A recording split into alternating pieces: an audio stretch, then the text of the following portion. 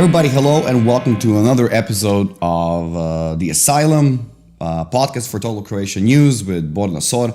And today with me is the founding father of Total Croatia and of this podcast as well. He's going to be talking with us a little bit about what is he doing in Croatia now, how come the idea, where did the idea for Total Croatia News come from. And it's the man, the legend, Paul Bradbury. Welcome, Paul. Hi, nice to be here. Okay, so Paul, let's start immediately with how come we have Total Croatia? How come we have this podcast? Well, I moved to Croatia 15 years ago, and I was living on the gorgeous island of Hvar in Jelsa. And I was doing real estate, different businesses, and I started writing about 7 years ago. And I realized after many years of talking to tourists that although Hvar is probably the most beautiful island in the world, it's an amazing place, the information about it, especially in English, was really, really poor. You had 5 tourist boards, Sučuraj, Vrboska, Jelsa, Stari Grad and Hvar, and they didn't really speak to each other. So they would have 5 different websites telling people about their individual towns and nothing else. Why? They have different dialects, or it was something else? It's just the way Croatia is structured. It's all, okay. You know, we have, I mean, to me it's crazy that you have an island of 10,500 people and it needs 4 administrations and 4 mayors and 5 tourist boards to administer it. But that's just the way Croatia is. You like to micromanage things, yeah, I think so, yeah. You know, lots of jobs for people, that's great. And one day this tourist came through with a copy of Lonely Planet, which is a good book, Lonely Planet Croatia, and he said, this book is great, but it has this much information about Jelsa. There's no information about this island. And so I decided to write a guidebook. So I wrote a guidebook in 3 months about the island of Hvar. It then went into a website, Total Hvar, and then we've now written more than 9,000 articles just about Hvar. We're very much followed by the international media. Last year I brought the New York Times, for example, to meet the mayor of Hvar to interview him. And it kind of went from there, and we realised that there was no website for Split, which is crazy. We're in a big tourist town of Split, and so we did Total Split, and now we've got one in Zagreb, in Dubrovnik. We've just started yesterday with Korčula, which is an island with huge potential, which is moving its tourism in the right direction. And then also we looked at things like Croatian wine. Everyone talks about Croatian wine being amazing, which it is, 130 varieties, true. Where's the information for tourists to find out about that? There isn't a single website in English about Croatian wine officially. So we created Total Croatia Wine. Everybody talks about Croatia as an amazing cycling destination, which it is. Where's the information in English about cycling? Doesn't exist. Where everyone talks about Croatia as an amazing sailing destination. Where's the official website giving lots of information about sailing? Doesn't exist. So we started to create those things, and we have a philosophy of give people what they want. And if they like the information, they'll come back for more. And then 3 years ago, I realised that even though we're in the EU since 2013, there is no website on a daily basis giving news about Croatia, which was pretty crazy. So we decided to start Total Croatia News in July 2015. And I started it mostly with volunteers. I had one writer, one translator, and we had about 17 different people volunteered some articles at the beginning. We're now, 3 years later, ranked higher than the Croatian National Tourist Board in terms of Google rankings. We get more than half our traffic from Google search. We're regularly featured in the international media, and we're becoming a bit of a bridge between the international community, the diaspora, and tourists, and what's going on in Croatia today. So do you think the reason for that is that there's a lack of info, or lack of, let's say, organization that would pinpoint, let's say, interesting topics, interesting things to present, or it was because of English? Do you think it was the fact that it was missing something in English was the main factor, of attracting people? I think if you look at Croatia internationally and you look at the news from Croatia, all you really get is the occasional political scandal at Agrokor, and then all you get is like tourist stories. Hvar's the most beautiful island in the world, and Korčula's got this, and Brač's got this, and then football, of course. And after that, you don't actually hear anything about Croatia internationally whatsoever, because those are the things that are generally of interest to international readers. And so people's perception of what Croatia is really like is based on football, political scandal, tourism, and that's it. All good things. All good things. I mean, you're very strong at bronze medal in everything. Bronze medal, all of them. Yeah. Not so much the football these days, but yeah. And so what I thought was, if we can actually start to get into Croatia and start meeting people, start looking at things that are not continental tourism. Let's tell people that we have tourism away from the coast, because we do, but nobody promotes it. You live now in the north of Croatia. Yeah, I lived 13 years in Jelsa, which was an amazing experience, and then we moved now to a village just outside of Varaždin, just north of Zagreb, which has been an altogether different experience. My kids now have snow to play with in the winter, for example, and it's like living in two different countries, but there are huge positives to both of them. And obviously now we have a house in Jelsa, so we do the classic thing of summer on the coast. And the Croatian, the usual, the Croatian way of life. But let's backpedal a little bit. You came to live on the island of Hvar. You mentioned this to me earlier because you saw a promo for Hvar. Yeah. A big thanks to the Croatian National Tourist Board. They were very helpful. I mean, they probably were expecting people to come, for 1 week, 2 weeks. Yeah. But they didn't expect for you to come here for. No, it was. I was living in Somaliland, in northern Somalia, working as an aid worker, and I was sharing a house with 8. Similar type of accidental country. No, I would say Somaliland's a lot more stable and a lot more progressive than what's going on today in Croatia. Sorry, but it's actually, we could do a whole podcast about the amazing story of Somaliland, which, unrecognised by anybody for 27 years, has managed to, in one of the most volatile parts of the world, has managed to put together a perfectly safe, lawful state when there's just anarchy all around, with no help from the international community whatsoever. I mean, it's a phenomenal story. But it's something to learn from, I agree, yeah. I think so, and we should all send our ministers to Somaliland for a long holiday and see what they can learn. And so I was working there as an aid worker, and I was sharing a house with these 8 amazing African guys from Sudan, Ethiopia, Uganda, Kenya, and all we did was play Scrabble every day. And so I would have my gin and tonic on the terrace, and I got this email that my house in the UK had sold, and that the money was in the account. So finally I was like, wow, I'm free. What am I going to do? I'm going to buy a house somewhere in Europe. No idea where. I just wanted someone to keep my books because I was an aid worker. And then I came down to get another gin and tonic, and CNN was on the TV, and Croatia, the Mediterranean as it once was. Oh my God. That 30-second iconic advert, which was... Come with us, time travel back to the 19th century. And so I went back with my gin and tonic to the terrace, and, I looked at Somaliland, and I'm like, it doesn't quite look as beautiful as what's there. So that was it. And then I didn't know anything about Croatia. I'd been through Dubrovnik for 2 days only, and... So I emailed a friend of mine from Canada who was living in Sarajevo in Bosnia-Herzegovina, and she was there during the siege, during the war. And she would come down every month or every weekend to the coast in Croatia just to relax and so on. And she said, come to Sarajevo, I'll explain everything, and we'll make a list of places, you choose one. My boyfriend's Bosnian, he can translate and drive. And then, we'll see if we can find you a house. So I came, and we met for a beer in the middle of August, and she had a pen and paper, and she was saying, I'll give you a list of 10 places, and I'll tell you a little bit about each. So it's like, number 1 is Dubrovnik, the Pearl of the Adriatic. Number 2, Split, is Diocletian's Palace.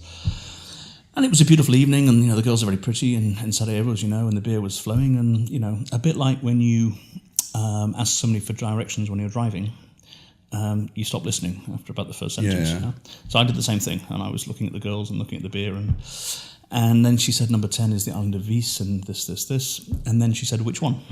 And I felt like so embarrassed that I just closed my eyes and I went, that one. And number 6 was Hvar, which I'd never heard of. It was a random chance. It was a number 6 point. If she'd put, Hvar at number 4 and I'd put, I don't know, Vukojebina at number 6 or something, maybe I'd be there. And that was it. And so she said, well, it's an island. And I was like, well, that's very beautiful because it's on your list, And so that was it. And so she said, okay. So we leave at 3 o'clock in the morning on Friday because it's peak season. The ferries are going to be a problem.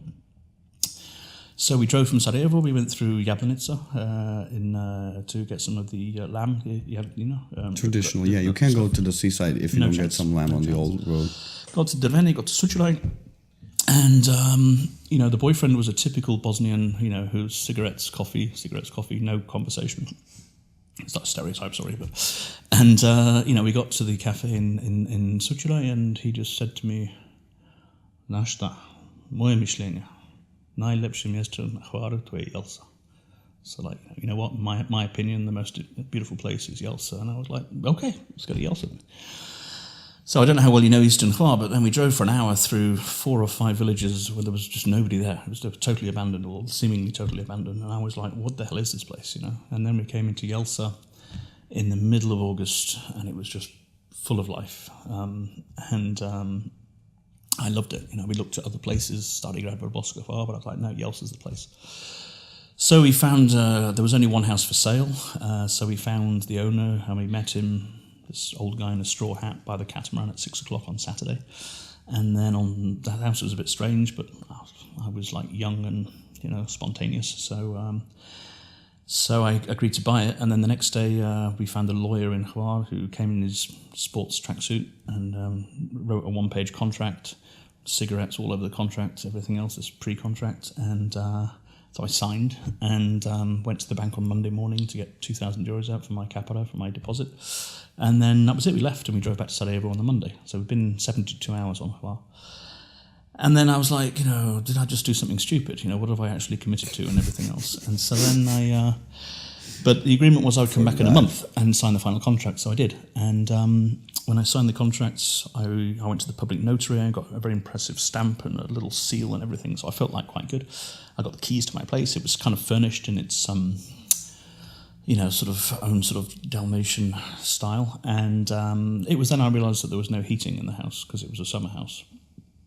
And that there was a septic tank, which for us Brits is a strange thing to okay. And a couple of other things like there was no address on there or anything.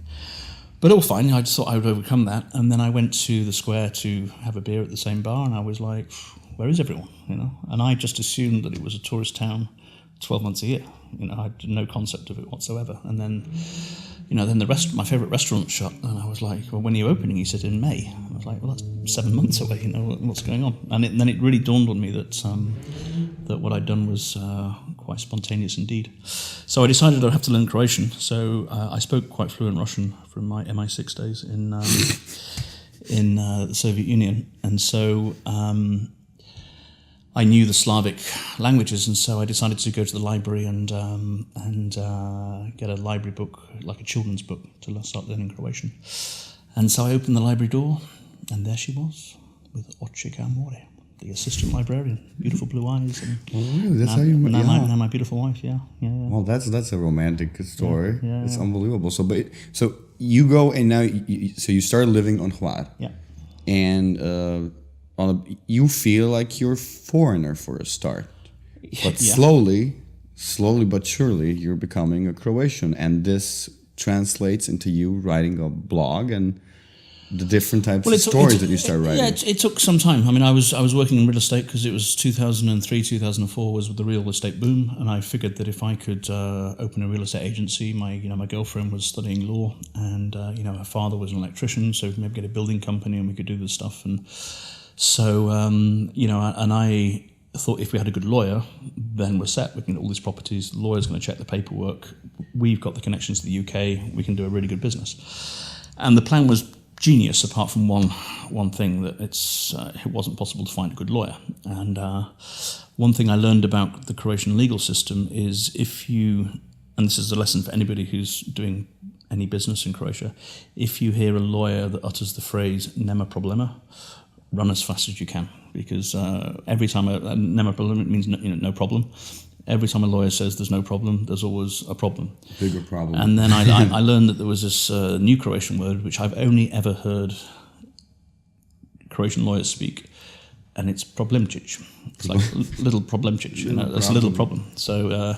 So you would go from nema problema, there's no problem with this paperwork, to when you commit the money, it's like imam mali problemčić, a little small problem. And I've never heard problemčić used anywhere else in the Croatian language apart from lawyers trying to explain their fuck-ups, basically. So I did that for quite some time, and then I did some other things, and then I started writing. I think I wrote my first article online 7 years ago.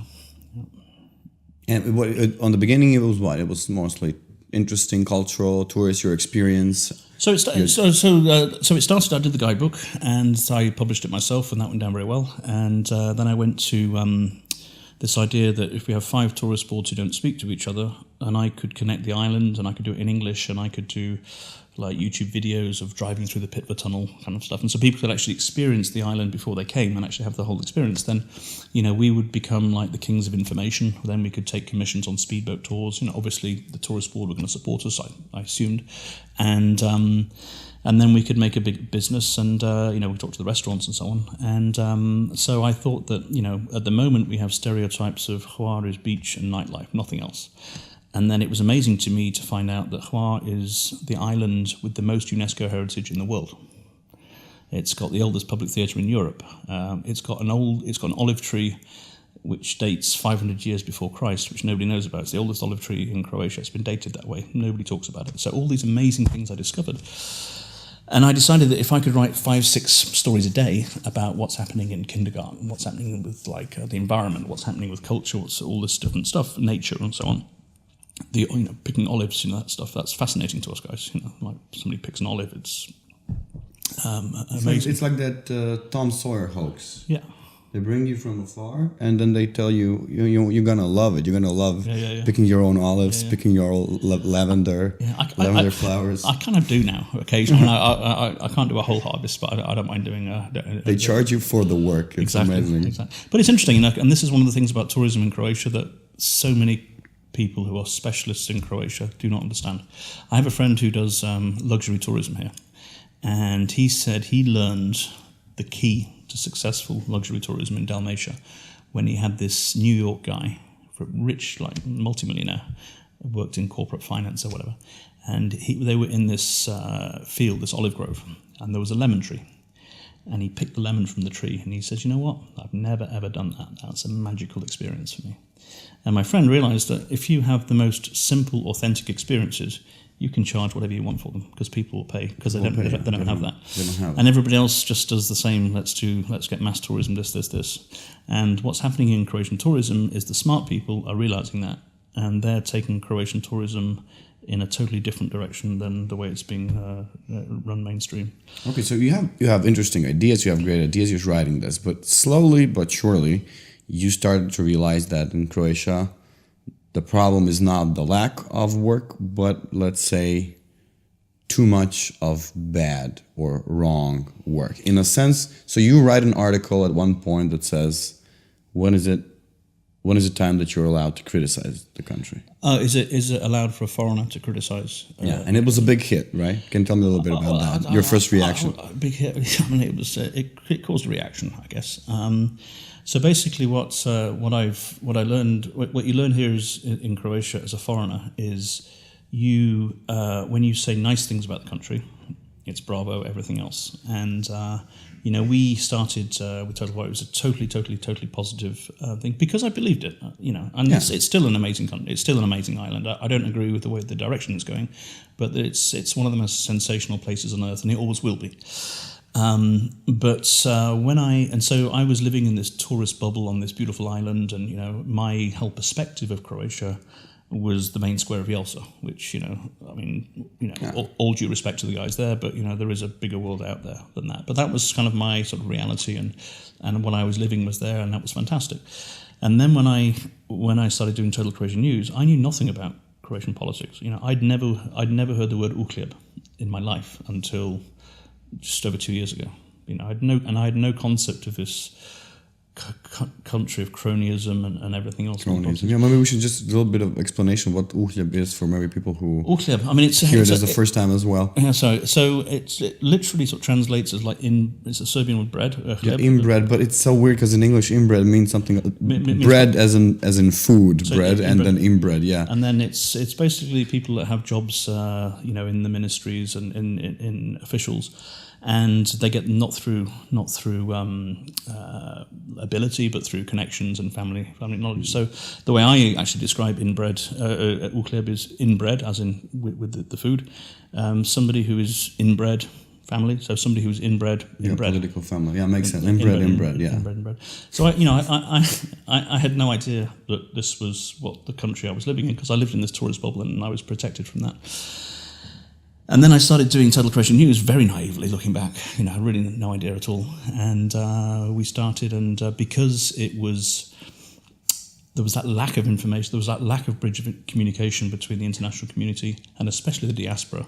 These first, second generation diaspora don't speak a word of Croatian, most of them, apart from Bogi, Hrvati and that stuff. And so for them to get regular information is also hard in English about what's going on in the homeland was an amazing thing for some. And so it became quite popular. The problem was that some of the diaspora, especially in Australia, are there from they're stuck in this 1941 bubble after the political persecution, and their children and grandchildren also. That's the Croatia they know through that education in Australia.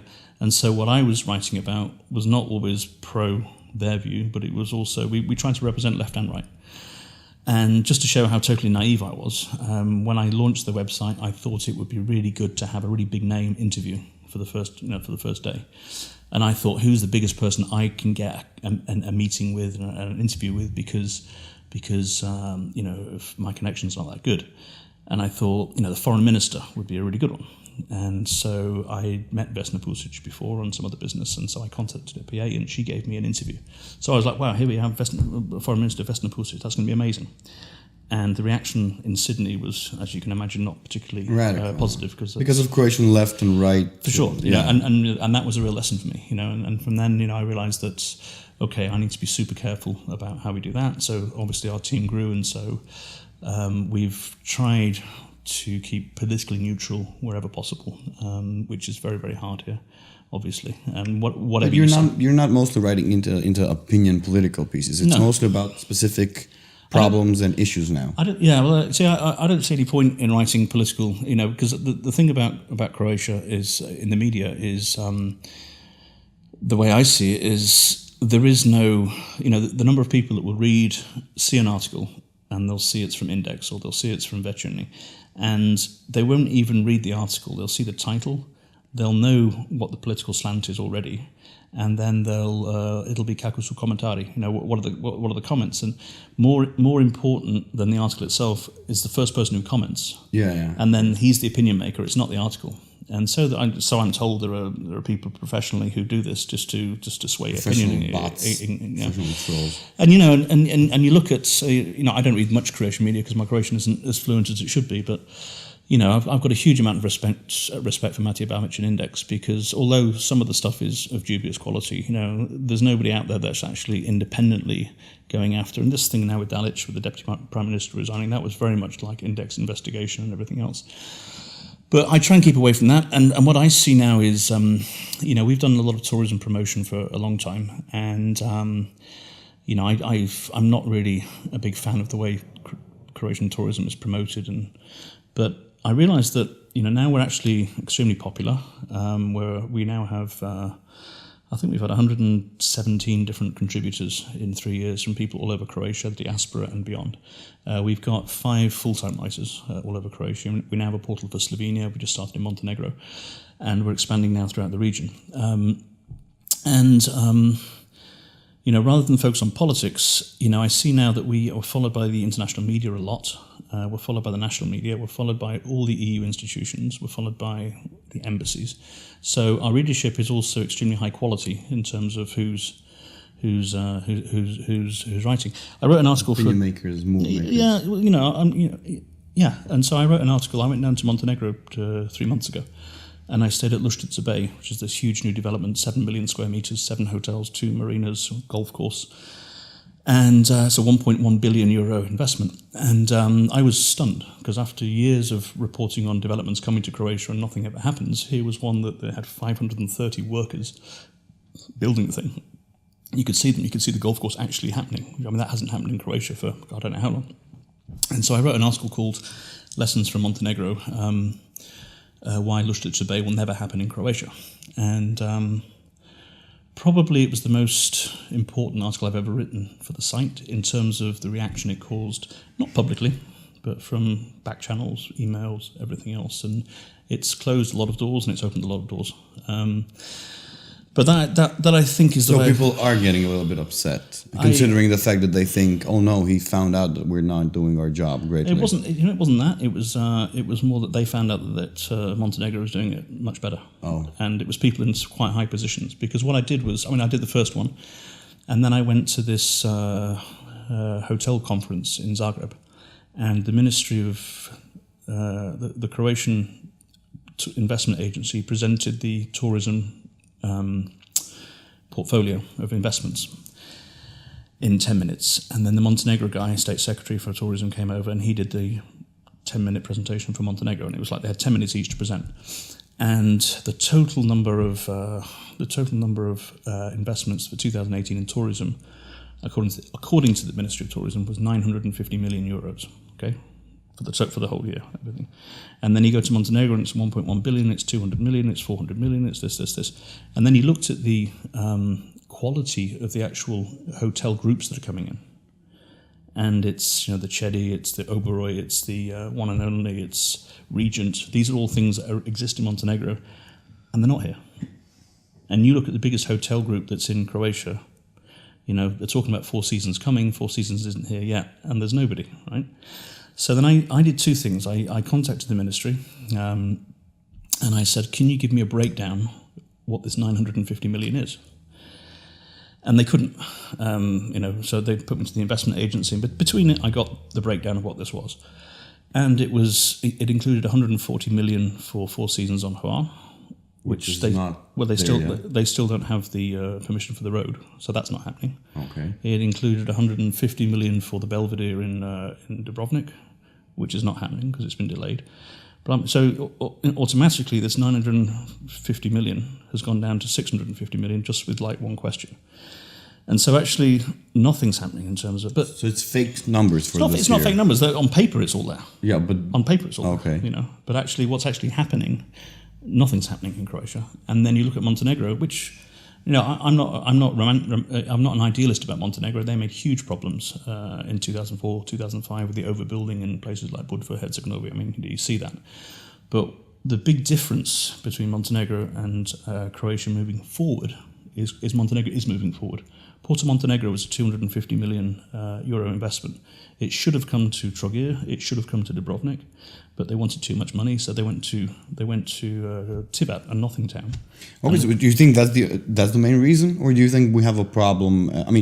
This is not the only issue you saw with the Croatian tourists. Well, it's not. But then let's just finish this one. So I then went and said, okay, what is the biggest investment, successful investment, finished investment in Croatia tourism on the coast? Okay. So we have 1.1 billion going into that. We have 400 million the Qataris and the Azeris are doing Porto Novi near Herzegovina. You've got Porto Montenegro. You've got all these different things going in. Croatia tourism is 8 times bigger than Montenegro. Population is 5 times bigger. Coast is God knows how much longer. Islands, everything. So what's the biggest? So I contacted the ministry and I contacted and nobody really knew. But finally, I got my answer. In the last 15 years, the biggest investment in terms of money on the Croatian coast, compared to 1.1 billion, 400 million, 250 million in this much smaller country, is Falkenstein near Punta Scala near Zadar, which opened in 2012, I think, and that was 160. What is that? It's a 5-star resort, 2 5-star hotels and everything else. It's lovely. It's really, really nice. 30 hectares, Austrians, really, really nice. So that's 160 compared to 6 times as much down in Montenegro. The second biggest was Sun Gardens Dubrovnik, which is this big resort, beautiful place again, Orošac near Dubrovnik. That was about 150 million, and that opened in 2009. Okay, so where are the investments that are actually happening? They're being announced the whole time, like Four Seasons has been announced. The slogan is Croatia as it once was. We can't build anything new. But now we're full of life. We've changed it. Yeah, we changed it. We can then I got a message from somebody saying, if you do a 2018 dollar equivalent, there is a much bigger investment than this. And I said, okay. And he sent me a link. 1971, Penthouse built this thing on Krk Haludovo. You know this resort. It was like the owner of Penthouse. I forget his name. Penthouse. Magazine. Yeah, I know. Girls. But, you know about girls. Is it? What's the name of the? It's not Flynn. No, that's it. No, it wasn't. I don't know. I don't know the name of. Bob something. Anyway. So they put in a huge amount with Tito, and they built this luxury palace for gambling, casino. Yugoslav girls, everything else. It was going to be amazing. And the dollar equivalent today, 245 million euros. So it would have been dollar for dollar, and that's now, that failed and everything else. But since the last 10 years, there's nothing really been built here, and yet Montenegro's moving forward. And why is that? Yeah, why is that? Talking with people, why is that? Is it the regulation, bureaucracy, laws? For sure. Official. It's all political. You take, for example, Four Seasons. They bought the land. Well, you take the Island of Croix. There are two big developments that have been announced. The first is in Sucharaj, just outside Sucharaj. This Norwegian fund bought 80,000 square meters of land to build a Nikki Beach resort. It's like a brand Nikki Beach. And in 2007. In 2006, in Greece, some investors bought an old hotel with a huge piece of land, also to build a Nikki Beach resort.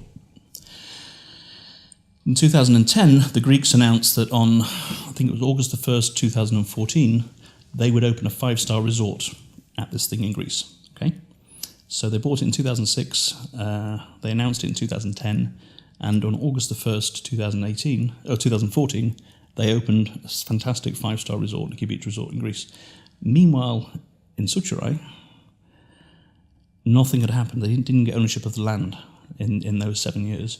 And so I wrote a story for Google News then called Croatia and Greece, A Tale of Two Nikki Beach Resorts. I mean, how is it possible that Greece, not the most, progressive in terms of bureaucracy, can pull that up? Croatia doesn't. Now, we're 4 years later, they still don't own the land. Do you think it's on purpose, or is it just lack of work? It's kind of surprising. I think isn't it is. Partially, because there's you know how things work here. Like you'll have some agricultural land, somebody will get it rezoned to building land, it gets sold to the foreigner, and then permissions don't come because there's no interest in having the actual project because the money's been made already. Yeah. I'm not saying that happens all the time. It has happened in the past, for example. So you would never now what I know, you would never, and that's what the lawyer would call a mali problemčić. Oh yeah. Sorry, you can't build a thing that you just spent 20 million buying. I'm not saying that happens all the time, but that's not an uncommon story here, for example. And so you would never, as a developer, come into Croatia and buy the land. You would buy the land on condition of building permit.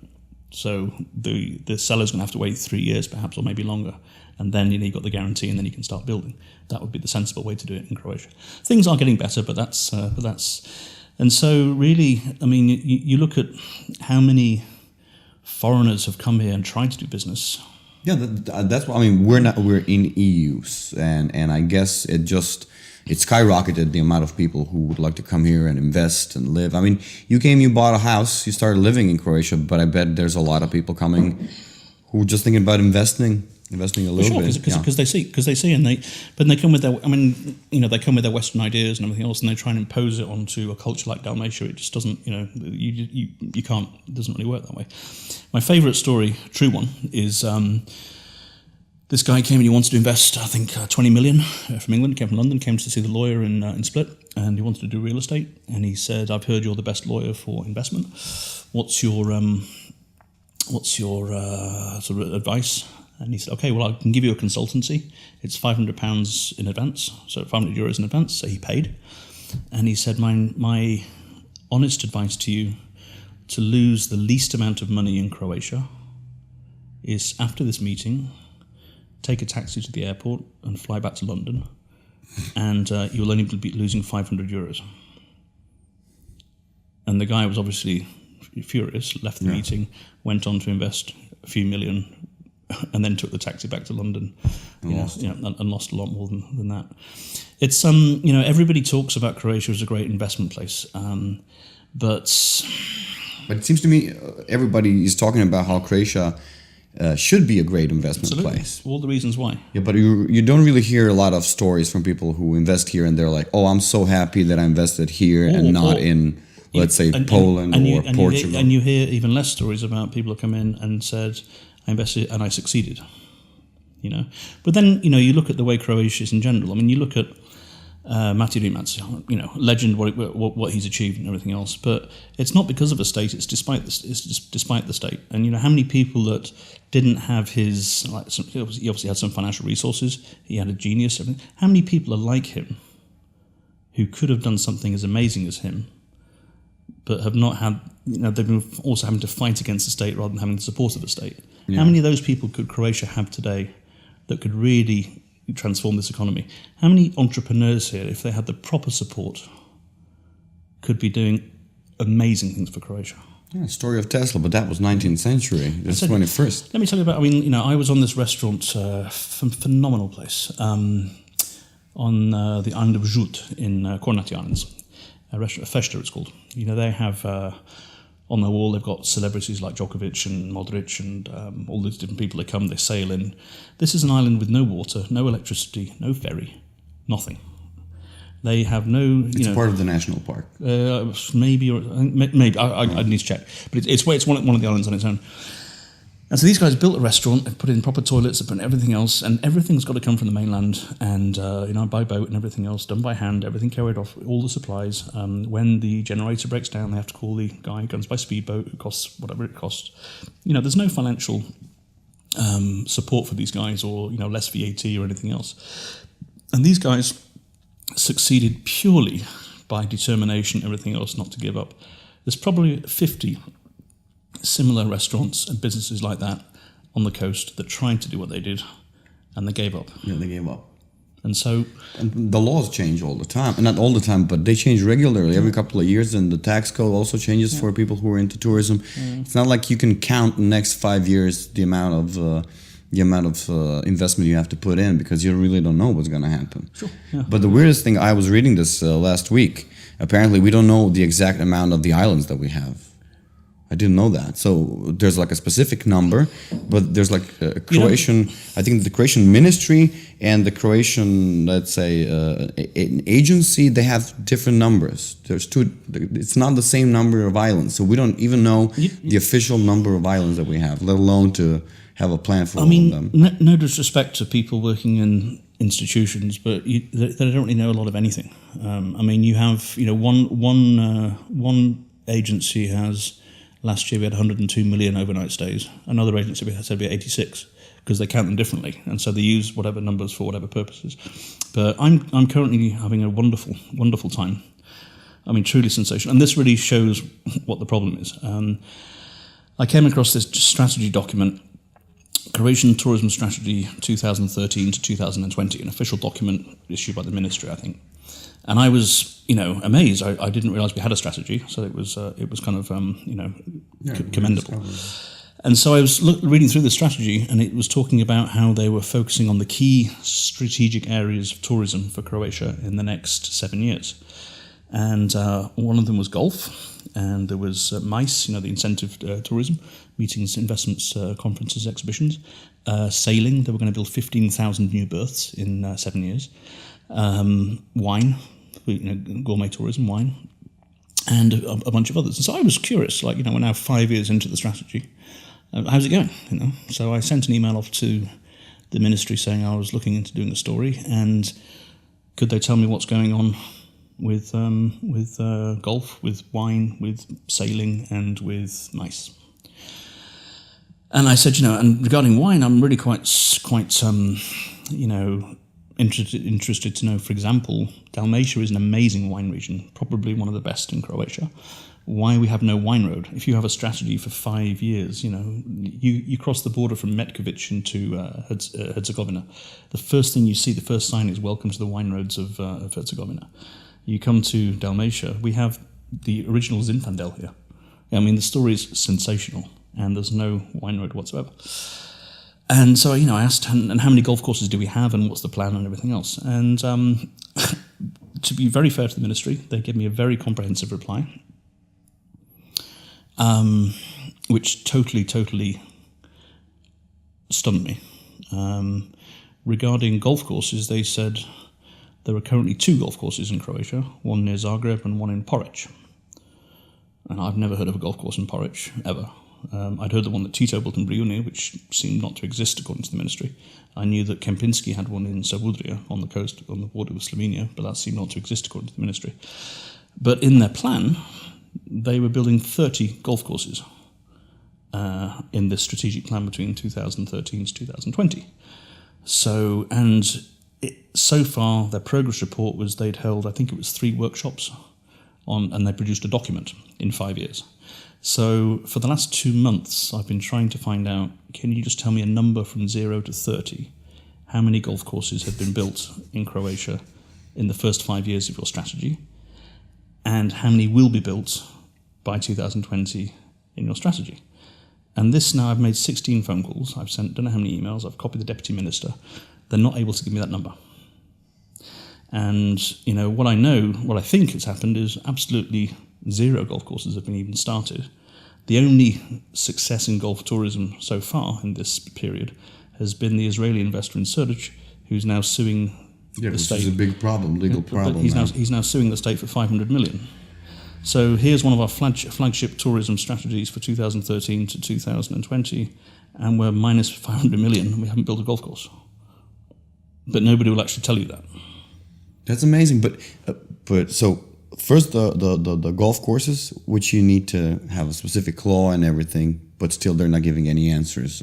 They're not giving any real predictions. And then the wine roads, is everything okay with the wine roads? Well, and then I'll come to the wine, because that's an even more bizarre story. But with the golf courses, again we look at Montenegro and we look at Croatia. So in this Lushlica Bay, when I was there, they had 5 diggers on the site. They're going to have the driving range done for this season. They're going to have four holes done for next season. They're going to have the whole course done by 2021. And it's a Gary Player, 18-hole course, everything else done. Okay. Meanwhile, in Croatia, we have this 7-year strategy, and the only effective thing we've done, apart from holding 3 workshops in 5 years, is to get a lawsuit for 500 million against. Yeah, I mean, so that's golf, that's one of the top strategies. So good job, guys. Do you think just before we continue, do you think golf as such is a worthy investment? In a sense, is a Croatia country is golf really something worth investing in? I don't think. Building so many golf courses, if their idea is really to, let's say that they're doing their job, having 30 golf courses. I don't really know enough about golf to actually make an opinion, but what I would say is that if the geniuses who put together the strategy have decided there should be 30, then that decision has been made by the geniuses. Whether that's the right decision or not is a different question. That's not really for me to say. But having made that decision, 5 years later, the net result so far has been 3 workshops and a lawsuit for 500 million. It's not going that well, is it? Amazing. No, and we had, the fact that it started in Dubrovnik now, it's a legal problem. And I think that the golf in Zagreb as well has some legal issues. It could be, I don't know. So wherever golf terrains are being built, there's a legal issue arising. Yeah. People suing and people claiming that it's done against the law. Well, but it's not golf. It's everything. You'll always find somebody who can. One of the main problems in this Nikki Beach in Sucharai is that as far as I understand it, the deposit was paid to the local council, and it wasn't their land to sell. The state was an interest, and so it's between and it's just perfect. So now if they demand to get their deposit back, by law they should, then the town will go totally bankrupt. Have to turn off the lights, close the kindergarten, and everything else. And so it's no longer a question of there's a problem for the investor. The whole thing's now screwed because and stuff like that. So and it's not an uncommon story, sadly. So after the golf, the next one was what, the wine roads? Wine roads, yeah. But this is really interesting. So, Croatia has a fantastic wine. It's the birthplace of Zinfandel. It's the origin of Zinfandel. It's got. I think Zinfandel is in Istria, if I'm not mistaken, a little bit north. No, Dalmatia, southern Dalmatia. Castella, really? Yeah. Okay. So although people now say Montenegro, but I won't push that one. Okay. So no, new war on the horizon. No, I'm joking. It's near Castella. So we have 130 indigenous grape varieties. We have a fantastic story. We have a master of wine from the UK now making wine en croix. She moved over here. She's the first master of wine making. So it's an amazing story. So, and we have, we should wine roads maybe all over the country, everything else. Let me ask you, I'm a tourist. I've heard about the wine roads. I've heard about the 130 varieties. I've heard about all these different winemakers. Where's the website I go to learn about those 130 varieties? Where's the website I go to learn about those winemakers? Where's the website I go to find out about wine tourism? Where's the website I go to learn about Total Croatia news? No, but the official. You're right. Yeah, it just doesn't exist. Yeah, which is insane. It's weird. So I asked the ministry, and I said, what's going on with this why is there no wine? And then I got the most astonishing response. It's not true that there are no wine roads in Dalmatia. There are a number of websites which have the wine road of Biokovo, the wine road of Brač, and the wine road of Vis. I've been to Biokovo, it's beautiful. I've been to the top, and the views are stunning. They grow Biokovo potatoes at, I think it's 800 metres, and they have 2 harvests a year. Didn't know that. That's amazing. It's really, really interesting. It's a fantastic tour. I didn't see many grapes, and I certainly didn't see any sort of wine road or anything else. And I was just like, so I'm asking like friends who run wine businesses in Dalmatia, like wine tour guides, like sommeliers, winemakers. Have you ever heard of the Biokovo wine road? So I wrote back and I said, can you send me a link? Because I have a website. We have all the wine roads on our website, Total Croatia Wine. Can you send me a link to the wine road of Biokovo? Can you send me a link to the wine road of Brač? Because there's only 3 wineries on Brač. It's not really a wine road, and there's no signage. Can you send me a link to the wine road of Vis? 3 websites. Can you tell me how many golf courses have been built between 2013 and 2018? Can you tell me how many golf courses will be built by the end of your strategy? 3 links, 2 numbers. 2 months later, 16 phone calls, still not able to answer those. And they're now trying to... So then they sent me off to the tourist board, because, this isn't their responsibility. They just do this, and so somebody else does. So I contacted the tourist board, who came back to me very quickly and actually very professionally. And they said, well, we're contacting all the regional tourist boards to get information about wine roads, because we don't have it centrally. So I'm thinking if the BBC calls tomorrow and says, can you send us where the wine roads are? Where's the information about the grape varieties? But we're making a decision between you and Greece, and we're making it tomorrow. And we need this information by tomorrow. Where's the information? Well, and yet it's a key strategy for the next 7 years to promote tourism. It's such a weird thing that something like that didn't happen earlier. Do you think you're a new element in this? Because you think that they're not used to have somebody who's doing reporting on tourism in that fashion, that they don't have phone calls like that? No, because I don't think the media's that. I mean, you get things during the season, they send out emails to tourist boards just to see what responses are, and those are easy stories to do and stuff like that. And they'll report on actual problems. But nobody's got... I mean, the problem with the media today is there's very little money for investigative journalism these days, not just in tourism, but in general. And so a lot of it's cut and paste from HINA. I was amazed to learn that most of, 50 or 60% of the news on portals in Croatia comes from the same source, the state sort of information system. I had no idea until 6 months ago, again, because I was kind of naive. I'm just to make it clear, it's an independent agency. Independent, yeah. But it's a state agency, but it's an independent. Yeah. It's not chosen by and so government. that we pay. I mean, we use it now for the English because it's so much cheaper than having translators. So I pay 3,200 kuna a month, I think it is, and I get 15 stories a day in English. Well, I can just paste those in, and then we're populating our site. So. And then that versus actually hiring someone to go out and cover those things, it's not going to happen. And so then you get to investigative journalists, and really it's only Index that does the investigative stuff. And they're the ones that will see a story, and they'll follow it through, like this thing now with Agricor and Dalit, for example. And so I think it helps that they're online. I think being a digital media gives you I think makes you a little bit more independent. I think so. And I think, but there's also sadly Croatia is an amazing country, but there's such fatigue here among the people, that they'll see something like that and they'll just laugh at it and say it's terrible. That we haven't built a single golf course.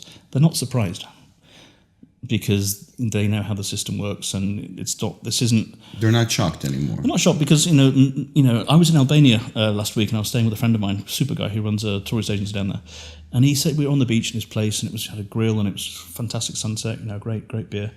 And he said to me, this country is just amazing, and people laugh at Albania, but if our politicians worked for us and for this country for just 10 years rather than for themselves, we would have everything.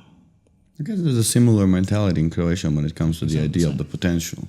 But the problem is, you see here, is that things won't change, as you know, because on the island of Hvar, for example, and this is just one example, it's the same everywhere, you have 10,000 people, you have 4 optina, like local authorities, 4 mayors, 5 tourist boards. You have all the associated jobs like that, secretaries and all these different people, duplicated throughout the island. And so when you add up the number of state jobs that are there, where the money's guaranteed, the job's guaranteed, and their family, it's that. So the husband works in the finance department for the local authority, and he's married to the wife, and they have 2 children who are of voting age and everything else. Why would you vote for change when everything is totally secure for you? I mean, I think people would even vote for change if they would think it would last. I think they're also scared because maybe some of them would be willing to risk a new type of new type of system, but I think they're afraid because what if it doesn't work out? We changed 6 different states in the last 100 years. Yeah, sure. Yeah. 6 different systems. Yeah. You don't have a history of your grandfather, grandmother, grandparents teaching you something because what they needed to learn was monarchy, and their children needed to learn socialism, and now we're learning capitalism. I think it's going to take some time for people to be brave enough. But let me ask you this: because of all these problems and regulation problem, bureaucracy problems that you're dealing with, do you think that is pushing Croatians to that they prefer mass tourism, quick mass tourism of people just coming in, having big parties, living a lot of money, I mean, let's talk a little bit about the island of Hvar. It's a famous island, but it's also famous for partying. It's a youth partying. It is now. No. It's an island which really has, everything. You go there and it's, they say it's the sunniest island in Europe. It's got 150 years of organised tourism. Just this month, they're the oldest organised tourism in Europe, the most UNESCO heritage in the world for an island. The Pakleni Islands, it's got some of the best beaches, amazing wines that are sold all the way from California to China. The nature's amazing, the Lavender Festival, all that stuff. Everything is there. And high quality tourism, perfect setting. But it's not enough to do that because there's a chance of getting money from party. So let's bring the party in as well. So it's like a spoilt child that has to have everything. And when you try and cram, UNESCO heritage next to Yacht Week, the Yacht Week, these guys that come in the same location, something has to sort of give. And so basically, and it's really sad what's happening there to me. I used to get upset about it. I've moved on now, so it's fine. But, you would have a guy who has a beautiful apartment and beautiful sea view with swimming pool, and he rents it for 150 euros a day. He takes pride in it. He's getting good guests. And his friend down in the town has a room with no view with 12 beds in it, bunk beds, and he's making 300 euros a day from his room. And so in the last 10 years, our town, for example, has gone from having 0 hostels to 29. And so they've just changed the total dynamic of who's coming in there. And I don't blame the young people for coming. It's fantastic. No, of course. But how can you get... But it's an easier way. It's easier to do that kind of tourism if you're having problem with investment. Well, for sure, it's easier, but it's more money. But then what it does is it cheapens the destination. I mean, last year, Booking.com did a blog. The 7 top bachelor party destinations in the world. Our town was on it. Really? So what, after Amsterdam and... I forget, Ibiza or whatever, And it's like, how did we go from this, with the oldest public theatre in Europe, with all the UNESCO fine wines, all the culture, to that? But fine, that's basically what's happened. And now it seems that party thing is slowly spreading across kind of the rest of the island. And it's always going to be an amazing island, and it's always big enough to go and find your own private spot and everything else, and that will continue. But it's this obsession with it's like a Stalinist 5-year plan. It's like our numbers have gone up by 16.3%. This is a successful season. You look at Dubrovnik. You look at Split. Split's going to have 3 million tourists through the airport this year. Oh my God! The terminal isn't ready till the middle of next year. It's going to be a total shit show. But it's like, it's more tourism's up, this. And, some coming to the Croatian coast now, a lot of the towns, it's not a pleasant experience in the season because there's just too crowded. It's just too many people. I was always joking. I think that's an ideal, Croatian ideal dream that one day, from the moment you enter Croatia all the way to the beach, you will be stuck in a traffic jam. Yeah. I mean, I think that's how you count, the quality of a tourist season is how long is the traffic jam while entering Croatia. Only 15 kilometers this year. Well, that's a problem. Next, hopefully, it's going to be 30 kilometers. Yeah. But so this mass terrorism, right? But then you look at, so people go, okay, yeah, but because now tourism is now 21% of the GDP or something like that. So it's an essential. So people say, we have to have mass tourism. We have to have these people coming because it's propping up the economy. But then you have so many opportunities for quality tourism 12 months a year where they're doing nothing to promote it. Let me give you 3 examples. Wellness tourism, spa tourism. Okay, is Slovenia so different to Croatia in terms of the climate, everything else? Yeah? So Slovenia gets 40% of its overnight stays from spa and wellness tourism. 40%. The only half decent thing I've ever seen in Croatia in terms of spa and wellness tourism is Villa Magdalena in Krapinska Toplica. It's a fantastic private initiative, But Slovenians come there because it's cheaper. So that's a 12-month high-paying, high-quality, tourism sector, which is being almost totally ignored. We keep talking about the amazing wines we have, which is true. We look at this amazing cuisine we've got: Slavonia, Istria, Dalmatia, all of it. It's fantastic, and foodies that have come here. It's now 6 years since Anthony Bourdain was here, and said, if you haven't been to fucking Croatia, you're a fucking idiot. Yeah, that's true. And I'm a fucking idiot. That's what he said. But just hear me out. Yeah. So we have all this. Now, how much money, how many programs does Croatia have for gastro-tourism compared to France, Germany, Italy, Spain? We've got just the same quality. We've got the same culture. We've got everything there. And these guys are killing it with revenue. It's 12-month tourism. It's out-of-peak season tourism. And it's good money. Medical tourism. We have got some of the most fantastic things in the world here with Sveta Katarina, Bagatin. 3 Zagreb clinics were just named in the top 6 in Europe. 3 from Zagreb. We have amazing dental stuff, all this stuff, really, really high quality. People are now coming over from the States to, come here, have a 2-week holiday in Croatia, fly all the way back, and save $30,000. You mentioned earlier, a lady from the United States wrote you an article, a letter about that. Incredible. It's amazing. She came to Advent in Zagreb, everything else. So they had the most sensational European trip. He saved, he saved about $90,000 because of his healthcare system. Now there's a slower waiting to a few conferences on medical tourism and everything else. But, the medical professionals, they're pushing forward themselves because they can't wait for the state and the official support because it's not there. So there you have food and wine tourism, you have wellness tourism, and you have health tourism. 3 super high-paying, revenue-generating sections of tourism where almost nothing's happening. But let's get another 5 million people into Dubrovnik off a cruise ship because the numbers are good. Yeah, it's overcrowding, easy, simple things. But we constantly mention basically Dalmatia and the seaside. Let's put it like that. Anthony Bourdain as well, when he came to Croatia, he was also Istria and then Dalmatia, northern part of Dalmatia.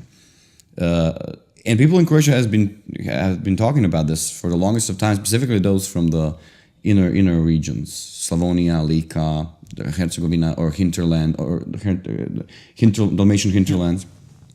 Do you think that's also a big problem, that we are basically pushing everything on the seacoast? Totally. No. How do we approach even that? I mean, it seems to me like we're educated that the biggest amount of tourists we will have on the seaside, so it's the wisest thing to invest everything in the seaside, and the rest of the country is kind of pushed. You said that you moved from Hvar to near Varaždin, and you said that it's almost like living in a different country. Mm-hmm. So I think people probably from Slavonia or Lika or any other part that has no direct. Well, Lika is closer to the seaside, okay, but let's pick Slavonia.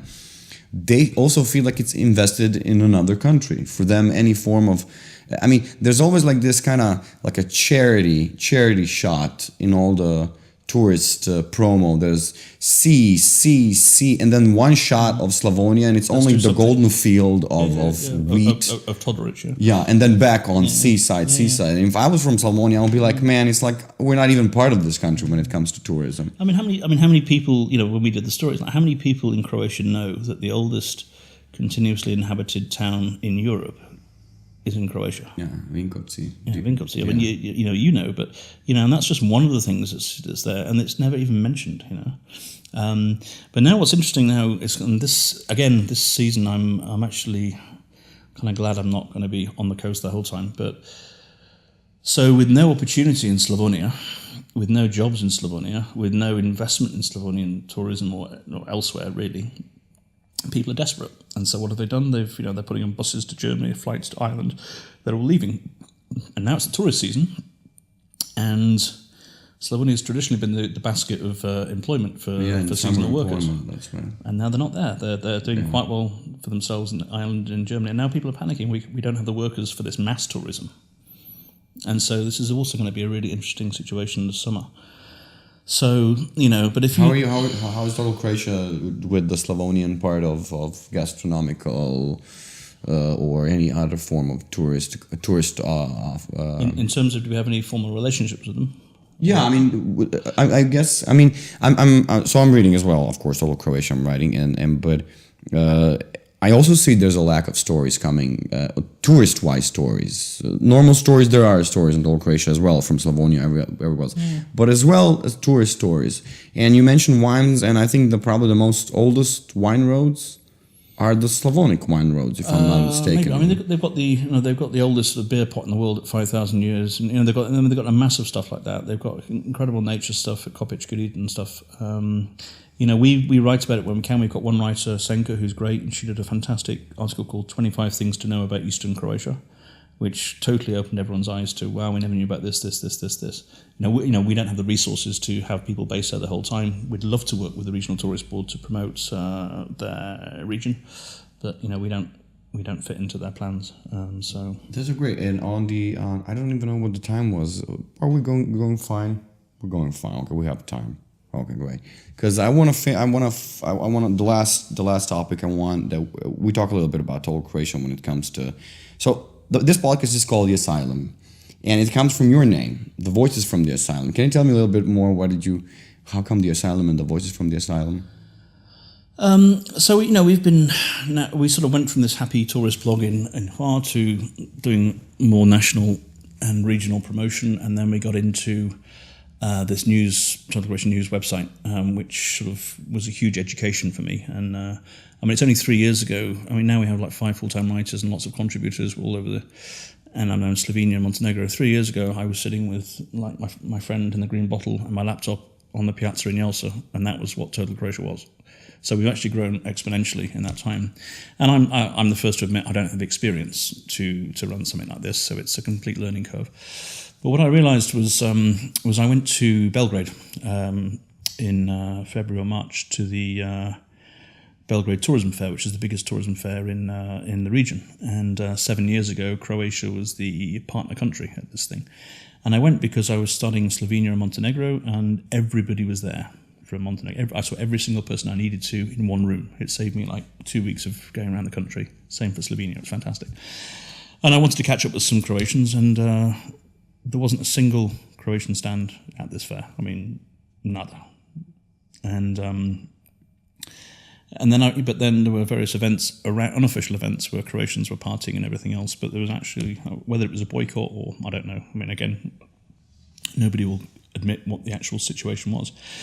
And on the train back, I realised that doing all this tourism promotion is where we started, but actually it's not particularly where I want to go with Total Croatia News now, because we've evolved from that, sitting in the piazza in Jelsa, into something now which we're followed now by diaspora, we're followed by a lot of the EU institutions, and we're followed by a lot of local people who appreciate us because we write honestly, we write from both sides, and we're not sort of traditional Croatian media.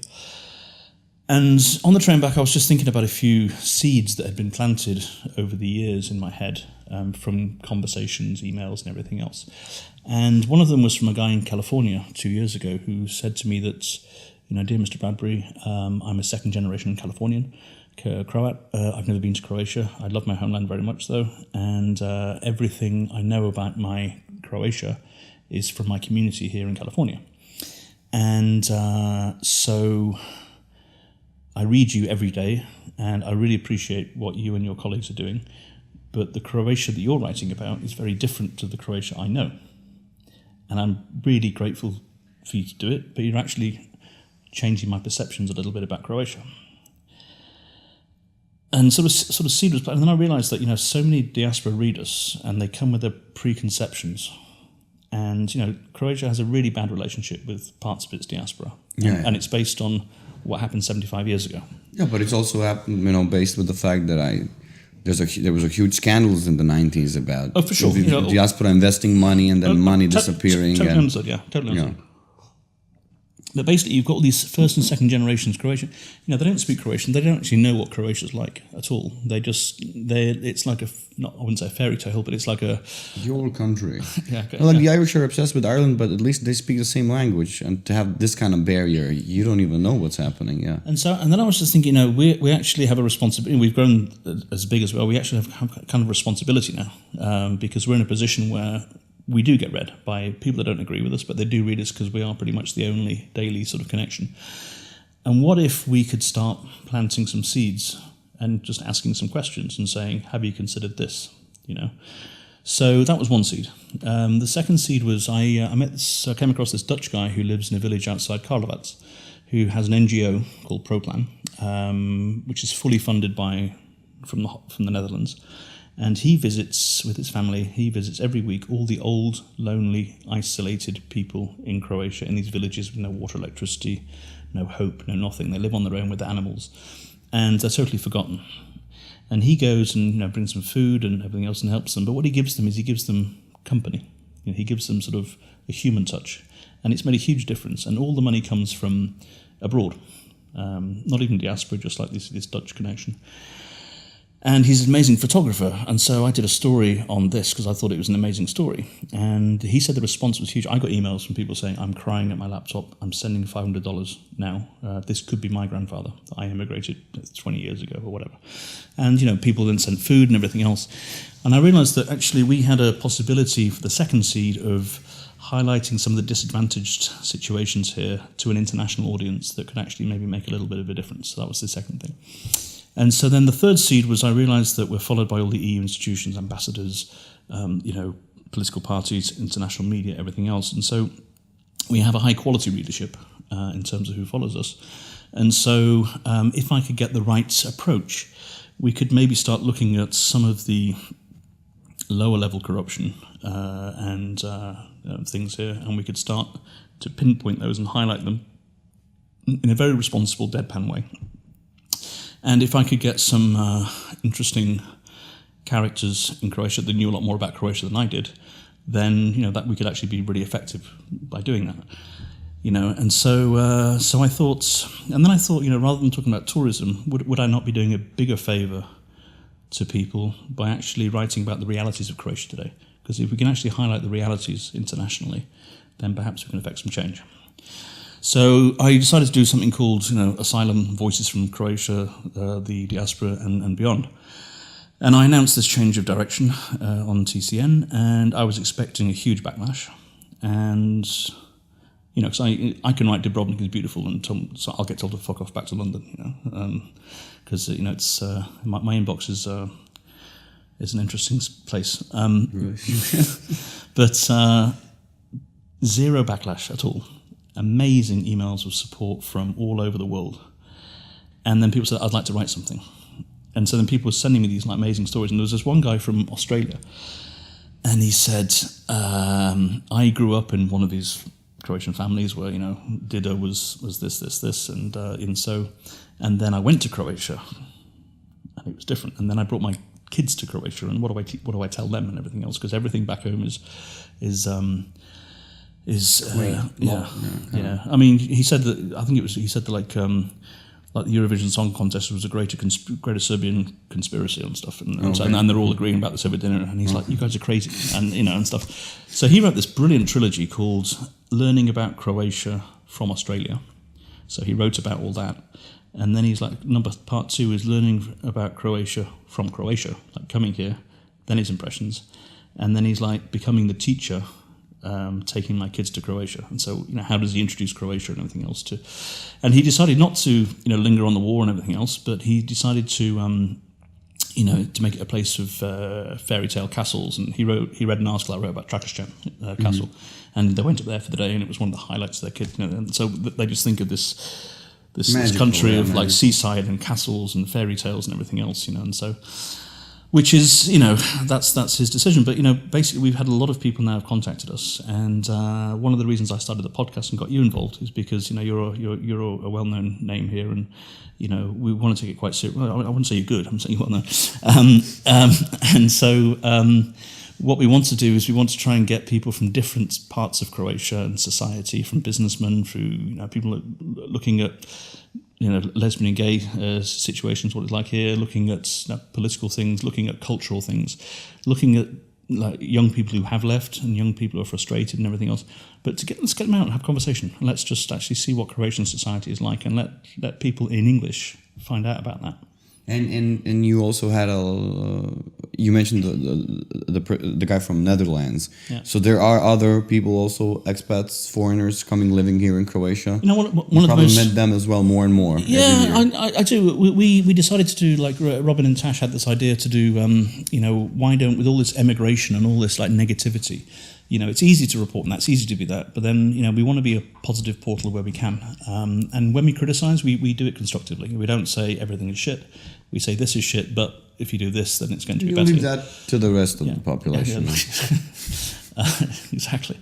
So they said, why don't you do a series on the foreign entrepreneurs who came to Croatia as everyone's leaving to try and make a business?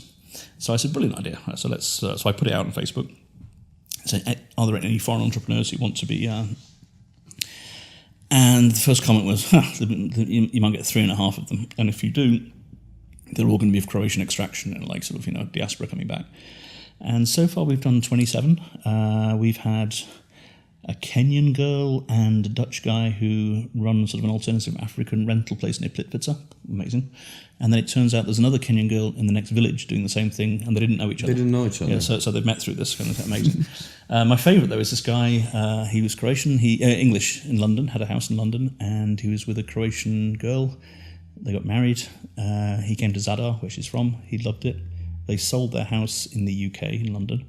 They moved to Zadar, and they opened a car repair shop. Like nuts. Huh? That's incredible, yeah. Car repair shop. And he's doing amazing. He says he can't get enough business. He can't, he's just totally full the whole time. He's going perfectly. Everybody's trusting the English mechanic. Apparently, yeah. And there are so many different stories. There's the Syrian guy. Everybody's going on about Syrian refugees, get them out of the country, blah, blah, blah. This guy came over in 1969 to Croatia on one of these international Yugoslav things. Stayed, married. He opened his first pharmacy in Vukovar. Great timing, 1990. Oh, jeez. Today, he loves Vukovar, apparently. I've never met him, but he loves Vukovar. And today, he has 35 pharmacies around the region. He decided to build a factory in Vukovar, making medicines from Croatian materials, ingredients, and he employs 600 people. This is the type of news people don't usually hear about. Not at all, because it's much more interesting to say everything's shit. Vukovar to me is, a very, very emotive topic in Croatia, very emotive topic in Croatia. And obviously, as a foreigner, I'm not allowed to have an opinion about it because I come from this country that didn't go through war, suffering, everything else. And I totally respect that. And I learned that lesson very quickly on my first trip to the region in 2001, when I first came properly to this region. And I went to Sarajevo. And I just couldn't comprehend what had happened in Sarajevo. So it was only 6 years before I got there, and I went to the tunnel and everything else where they used to go in and out. And I got hooked. And and then the more people I met, I was like, this is just sensational. And because in 1992 to 5, I was a student in Manchester, and I was drinking. I wasn't really interested in international affairs, and I knew that Yugoslavia was something. And then in 1994, I ended up in Rwanda. Just after the genocide, I was working there for a year. 1 million people got killed in 100 days. And that was kind of an experience. But so I came in, I didn't really know the ins and outs of everything, and I got to learn it over this 7-week period where I went to Kosovo, I went down to southern Albania, I went to Montenegro, I was in Dubrovnik, and Belgrade. I was there the day Milosevic got arrested. I was actually in Belgrade that day. Suspicious. I was on my MI6 leave, stuff like that. And then I met this Montenegrin girl down in southern Albania in Gjirokastër, and she said to me, if you really want to understand this region, you have to go to Pale. Okay. And I was like, Pale is like, that's where the bad guys are from, isn't it? And she said, that's what they say. I work for the Red Cross in Pale. You need to go there. You need to speak to the people there. And that will give you an additional piece in the jigsaw. And I know this stunningly beautiful 6-foot-tall Serb princess, and she's my best friend, speaks perfect English. Go meet her. So I said, okay, if it's a Serb princess, I'll get on the bus, So I got on the bus from Srpsko Sarajevo bus station, because there were two back then, maybe there still are. And it was a bus to Belgrade. And I'd agreed to meet her at 2 o'clock. And the bus to Belgrade stopped in Pale. Only one person got off. That was me. And then the bus left. And I was half an hour early. So I was like... So I walked into the bar there. And it's like one of those westerns where you walk in and the whole thing stops. And they're all drinking like local beer, like Yellen or something. And I just sit down. 10 minutes later, somebody says, what do you want? I was like, beer, please. So they brought me like a foreign beer, whatever. And then at 2 o'clock, I got out there, and there she was. She was a stunningly beautiful girl, Maya, with her brother, I guess, who looked like a gorilla, and then this Western short guy. And they said, big smiles, and they said, welcome to the stronghold. We like to eat Muslim babies for breakfast. Jeez. And I was like, right. And then she said, and we love to rape fat Muslim women, especially the sweaty ones. And I was like, okay. And I was like, when's the bus back? This is just freaking me out, And then they started laughing. Said, only joking. That's just our way of doing things. And then, we walked past, and graffiti, I'll never forget, was, we want war, peace is death. And so we got drinking, we were talking, and finally, and this foreigner he's from New Zealand, and he was really passionate, pro-Serb and everything else, and he knew his stuff, and so he was questioning the sort of official version of all these different things, and I didn't know, I was still new. And at the end of it, Maya looked at me and she said, she had a bit to drink, and she said, I just want to learn to love, not to hate. And she said, people like you come and you judge and everything else. And that's fine, that's your right, you're from the UK, it never happened to you, but, what would you do if, your brother lived in Yorkshire, as he does, and you live in Lancashire, and then Lancashire declared war on Yorkshire one day? What would, and everything was ripped apart, and I was 14 years old when that happened, what would you do, And I just thought, well, there's no way I could, I'm not qualified to have an opinion, like as people keep telling me here. But at some point, living in 15 years in Croatia, Vukovar is a hugely important symbol of what happened, and it's totally right that it's remembered on November the 18th every year. Totally right. I fully support that. And it's super important that you educate children about the recent past and do it in a responsible way, and that's so important.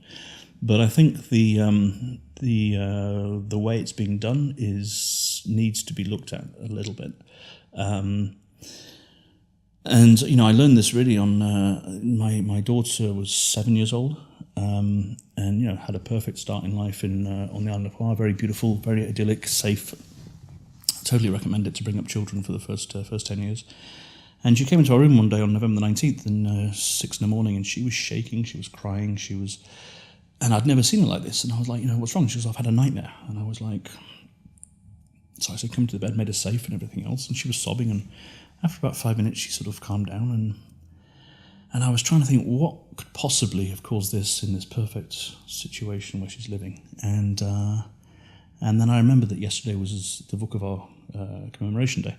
And I asked her, what did they tell you at school about Vukovar? And she said, Daddy, it was really horrible. They had... the Serbs came with their tanks and they destroyed everything, and then they took this old man and they put him on a rack and they stretched him and they put a cigarette out in his eye, and it was 7 years old. It's horrible. And I was like, and then I found out that her homework, and this I think happens every year, is children for Vukovar Day have to draw images, their perception of Vukovar. And the war. So that's their homework. And so, they're drawing like tanks destroying buildings and everything else. And she said, some of my friends drew dead bodies, but the teacher said we shouldn't do that. 7 years old, Now, I totally respect the fact that It should be remembered. Right. But all that is doing is perpetuating the hatred for another generation, and that has. And it's also perpetuating the idea that Vukovar is a dead city. For sure, it's things are happening in Vukovar. Things are really happening there, and what it needs to move forward is we need more promotion of the good stuff, or the good stories and everything else, and more investment there and everything else. But then I was so shocked by this, and then the teacher gave it a bravo, great homework, and I was just like, how can you do that to your own? For all these people that want Lustratia and everything else, I totally understand that. But 2 generations or 3 generations later, you're giving your own grandkids their first nightmares. That can't be normal. It can't be right.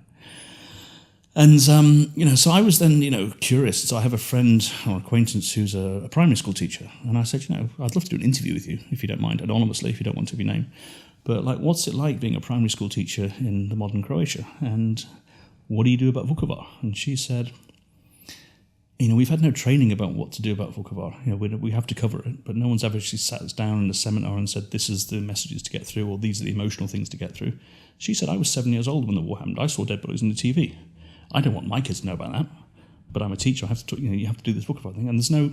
So this whole thing, this obsession with the past, and we have to sort of keep these divisions because it deflects from talking about the future. It's one of the big things holding Croatia back, I think, and it's an incredibly difficult thing to deal with responsibly and to get consensus on all sides about the way forward. And obviously, as a foreigner, I'm not allowed to have an opinion on that. Well, okay. Well, we can finish on that, but in the sense that your kids are Croatian, you are a Croatian now. You can't avoid the fact that all of this idea that, being a foreigner, and the question is, are you still a foreigner or not?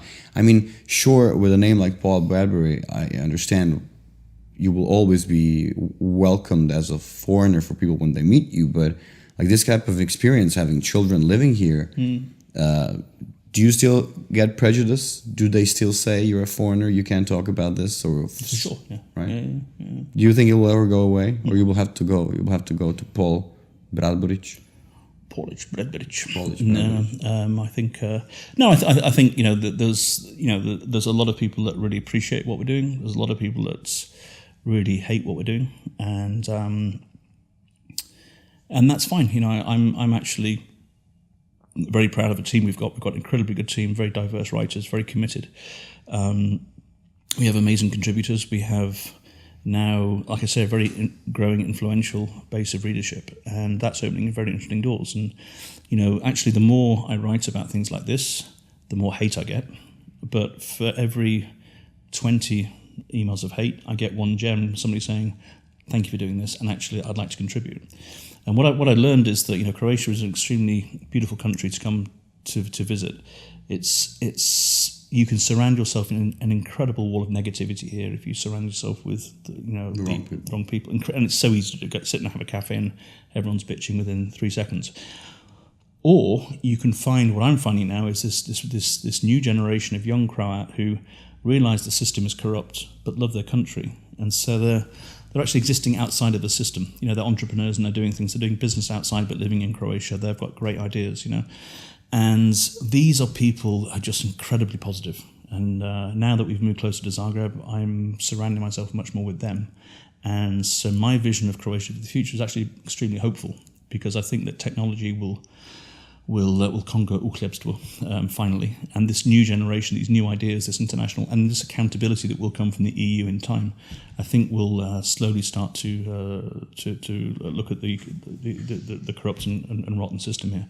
But that kind of new generation of Croatia is extremely interesting, extremely vibrant, and it's really cool to be able to write about these people actually and to hang out with them. Yeah, man. Day by day, it took us 1,000 years to be independent, so Yeah.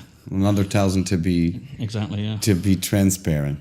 But do you want to maybe just give a call on the end, because you're always looking for people interested in writing? Yeah, sure. I mean, we're not the New York Times, but what we'd like to do is anybody who wants to contribute about life in Croatia, in the diaspora, or has opinions or has things to write, we'd love to hear from you, because we have a very good audience. We're partners with Google News, so we do go very international. And we're always looking for writers. We just started a portal, Total Croatia, yesterday. So if you're a fan of Croatia and you'd like to get involved, we'd love to hear from you as well. And we've also got portals for Montenegro and Slovenia, so looking for there as well. And we're a bunch of beer-swilling, fun-loving guys that don't take ourselves too seriously. So, and you have to appreciate sarcasm, or it won't work. Come join us. Yeah, thank you very much for watching another podcast. Thank you very much, Paul, for coming and talking to us. We will be talking with Paul to stay on the same track. What's happening, and nothing. Like, share, follow Total Croatia News, and see you again next week. Bye.